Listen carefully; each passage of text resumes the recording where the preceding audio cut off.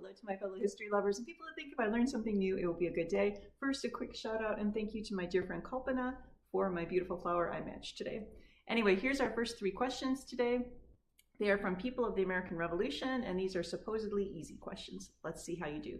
Number 1, what infamous traitor surrendered West Point to the British during the American Revolution? And that would be Benedict Arnold, and I wrote about him in Cap Westguard and the Second Battle of Saratoga. He's an interesting guy.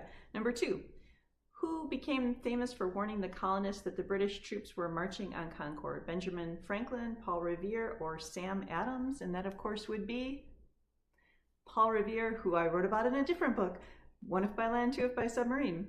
And lastly, number 3, and actually I thought this was the most interesting, who was appointed to lead the Continental Army in 1775?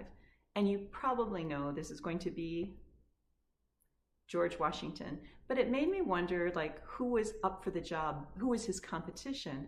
And that got really interesting. So I'm just going to give you 2 of the names, and one of them I'll do a separate video on because he becomes fascinating. But one was John Hancock. And, you know, Hancock was kind of a popular guy, but the Congress looked at him and thought, well, doesn't really have a lot of military experience, and that's a problem. Also, Washington was from the South, and they're trying to bring the colonies together, the North and the South together, and that Washington was known also to have a great temperament, and that juxtaposes against the other guy who was up for the job, which is Charles Lee. Charles Lee is an amazing story, which I'll have to do a separate video, but I'm just going to give you the high points. So his temperament was of concern, as it turns out was his British birth. Well, in the end, he sort of turns traitor, so maybe they were right about this. And as far as temperament, I thought, well, why are they saying temperament is an issue? His nickname was Boiling Water. Gives you an idea. But I'm going to tell you just super quick about the treachery, and then I'll do a longer video on it. So he is eventually captured by the British, and he actually writes an entire letter to be released explaining to the British how they could beat the Continental Army.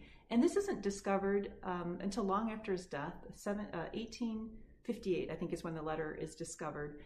So no one knew of this during his lifetime, but he did have his own fall from grace during the Revolutionary War, which I'll talk about in another video. Anyway, thank you for letting me share always, and I'll see you tomorrow.